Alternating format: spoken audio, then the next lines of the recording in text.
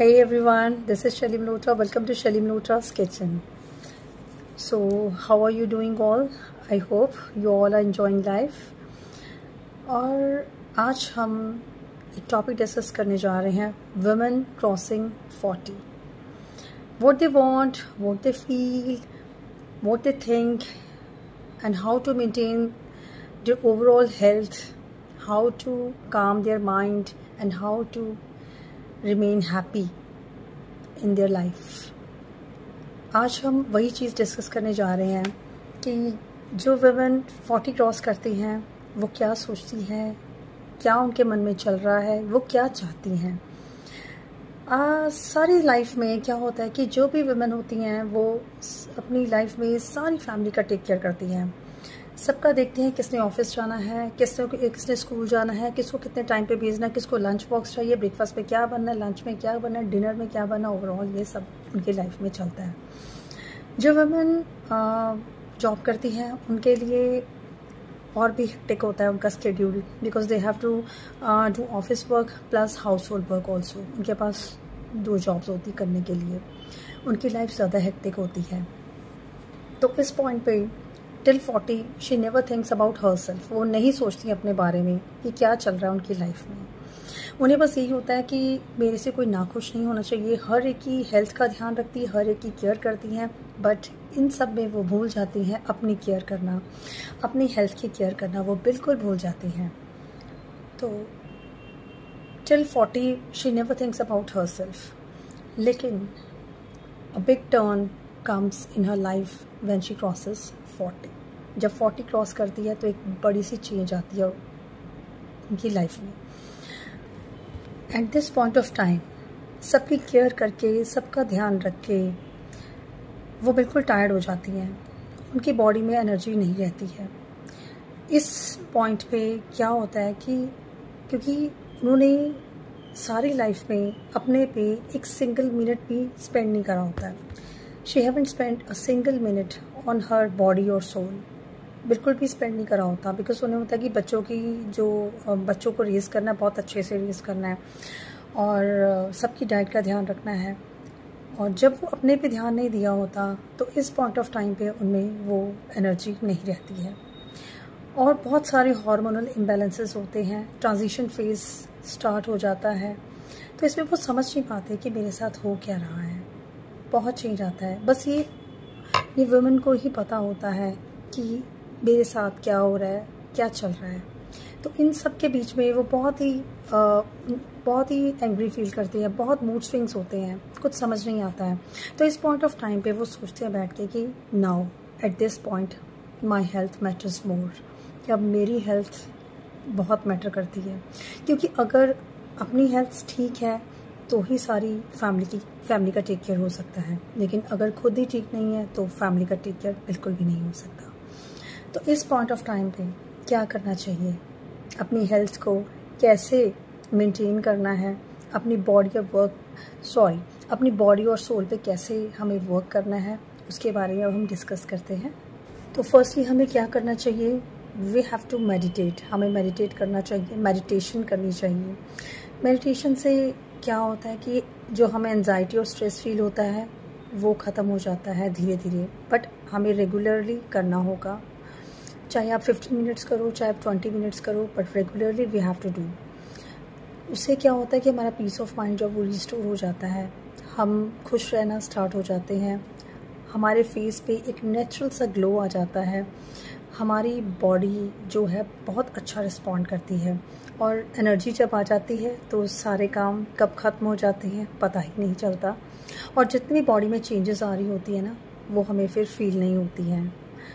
और सेकेंडली है we have to practise yoga. Workout अगर आप नहीं कर सकते तो आप योगा कीजिए. बिकॉज़ मैं वर्कआउट नहीं कर सकती, बिकॉज़ मेरा वेट लॉस हो जाता है. और अगर मैं योगा करती हूँ तो मेरी बॉडी फिट रहती है. योगा में स्ट्रेच एक्सरसाइजेस होती हैं. तो अगर हम वो एक्सरसाइजेस करें, वो योगा करें उसमें, तो उसमें बहुत बढ़िया हमारी मसल्स को स्ट्रेच मिलता है. और इससे जो हमारी मसल्स वीक होती हैं ना वो स्ट्रेंथन हो जाती हैं. और मैंने ये भी देखा है कि अगर हम प्राणायाम वगैरह करते हैं ना, उससे भी बहुत फ़र्क पड़ता है। मेरी बॉडी में काफ़ी चेंजेस आई हैं जब से मैंने योगा और मेडिटेशन प्रैक्टिस करना स्टार्ट करा है। तो मैं आपको सजेस्ट करूँगी कि आप ये 2 चीज़ें ज़रूर स्टार्ट कीजिए। They are very helpful. जो मेडिटेशन और योगा है हमें मॉर्निंग में ही करना चाहिए। मॉर्निंग में आप लोग कहोगे कि हमारे पास टाइम नहीं है, वी डोंट हैव टाइम, क्योंकि इतनी रिस्पॉन्सिबिलिटीज़ होती है, स्कूल भेजना है, ये भेजना है।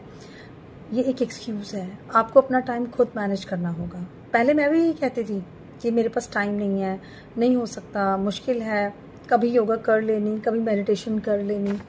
बट अगर हम टाइम निकालें, जस्ट आपको कोई भी चीज़ को हैबिट बनाने में आपको 21 डेज़ लगते हैं। ये मुझे लगता है कि 21 डेज़ लगते हैं। 15 डेज़ आपको मुश्किल होती रहेगी कि करना है, उठना है, करना है, लेकिन यकीन मानिए अगर आप इसको रेगुलर 21 डेज़ तक करो ना, तो ये आपकी हैबिट बन जाएगी और आपको खुद बेड से उठने के लिए मजबूर करेगी कि नहीं, मुझे ये काम करना है और मुझे हर हालत में करना है। अगर आप अपनी बॉडी को हील करना चाहते हो, अपने सोल को हील करना चाहते हो, मेडिटेशन और योगा से आपकी बॉडी भी हील होगी, आपका सोल भी हील होगा और ये हीलिंग बहुत ज़रूरी है हमारे लिए। और अगर आप इसको हील करना चाहते हो तो आप इसको अपनी हैबिट बना लीजिए। और सेकेंडली क्या है कि हमें उन लोगों के साथ टाइम स्पेंड करना चाहिए जिन लोगों की आप केयर करते हो या वो लोग जो आपकी केयर करते हैं, और उन लोगों के पास ही बैठना चाहिए जहाँ से हमें पॉजिटिविटी मिलती है। उनके साथ टाइम स्पेंड करना चाहिए जहाँ से आपको लगता है कि आप में पॉजिटिविटी आती है, आप पॉजिटिव होते हो। बिकॉज इस टाइम पीरियड पे हमें नेगेटिव थॉट्स बहुत आते हैं, हमने ओवर थिंकिंग को स्टॉप करना होता है। और थर्डली है लर्न टू से नो। आपको इस टाइम पीरियड पे क्या होता है कि पहले एडजस्ट करते रहते हैं लाइफ में आफ्टर मैरिज कि हाँ चलता है, हाँ चलने दो जैसे चलता है, but you have to set boundaries. आपको बाउंड्रीज सेट करनी होगी इस चीज़ के लिए। जो चीज़ें आपको अच्छी नहीं लगती है ना, तो उसके लिए आप ना कहना सीखिए, क्योंकि अगर आप ना नहीं कहोगे, आप दिल से वो चीज़ को नहीं करोगे, दिल से नहीं करोगे, तो वो आप पे स्ट्रेस बना रहेगा। और इस पॉइंट ऑफ टाइम पे हमें स्ट्रेस बिल्कुल भी नहीं लेना है। तो अपनी हेल्थ के बारे में सोचते हुए, उसको कंसीडर करते हुए हमें अपनी बाउंड्रीज़ को सेट करना है। थर्डली वो बात करने जा रही हूँ वो है योर माइंडसेट इज़ एवरीथिंग। जो आप सोचते हो ना, आप वही बनते हो, वही चीज़ें आप में आती हैं। आप हमेशा पॉजिटिव टॉक कीजिए अपनी बॉडी के साथ। हमेशा आप अपने लिए, अगर आप अपने आप से भी बात करते हो, अपनी बॉडी के लिए आप हमेशा पॉजिटिव टॉक कीजिए, क्योंकि अगर आप पॉजिटिव टॉक करोगे ना, वही आपके माइंड में बैठेगी और आप वही सोचोगे। क्योंकि अगर आप कई बार होता है कि आप नेगेटिव फील कर रहे हो, आप लो फील कर रहे हो, क्योंकि इस पॉइंट ऑफ टाइम पे क्या होता है कि अगर आपको लगता है कि कोई पर्सन है ऐसा जिसके साथ आप बात करके आप में पॉजिटिविटी आती है, तो आपको वीक में एक या 2 बार उस पर्सन से ज़रूर बात करनी चाहिए। तो इससे क्या होता है कि आप में हैप्पीनेस आती है, हीलिंग इफेक्ट आता है, तो आपको आप में पॉजिटिविटी आएगी, तो अपने आप हीलिंग होगी आपके अंदर। तो आपको ज़रूर ये चीज़ों का ध्यान रखना चाहिए कि you have to always talk positive to your body. कभी भी नेगेटिव बात आपने अपने बारे में बिल्कुल भी नहीं बोलनी है। और थर्डली जो मैं आपसे बात करने जा रही हूँ वो है कि आपको अपने सेल्फ पैम्परिंग के लिए टाइम निकालना चाहिए, जो मैं तो बिल्कुल निकालती हूँ। सेल्फ पैम्परिंग के लिए टाइम क्या है कि वीक में एक दिन आप छोड़ दीजिए कि आप घर पे काम कर रहे हो, कि आपको सारी अपनी ड्यूटीज़ को फिनिश करना है। आप अपने लिए एक दिन रखिए वीक में, 1 डे रखिए, सैटरडे रखिए या संडे रखिए। Just go for shopping. Shopping के लिए जाइए जो हम लेडीज़ को बहुत अच्छी लगती है। ठीक है, अगर आपने पैसे नहीं खर्चने हैं, just go for window shopping. Window shopping के लिए चाहिए, जस्ट अपनी नॉलेज के सेक के लिए चाहिए, जस्ट फॉर ये नॉलेज से कि मार्केट में क्या प्रोडक्ट्स चल रहे हैं, क्या क्रॉकरी में नई चीज़ आई है, ड्रेसेस में क्या चल रहा है। तो ये चीज़ें भी हमें बहुत खुश करती हैं, वी फील हैप्पी। तो विंडो शॉपिंग के लिए चाहिए, लेकिन अकेले जाइए, किसी को साथ मत लेके जाइए बिकॉज क्या होता है कि हमें अपने साथ टाइम स्पेंड करना चाहिए।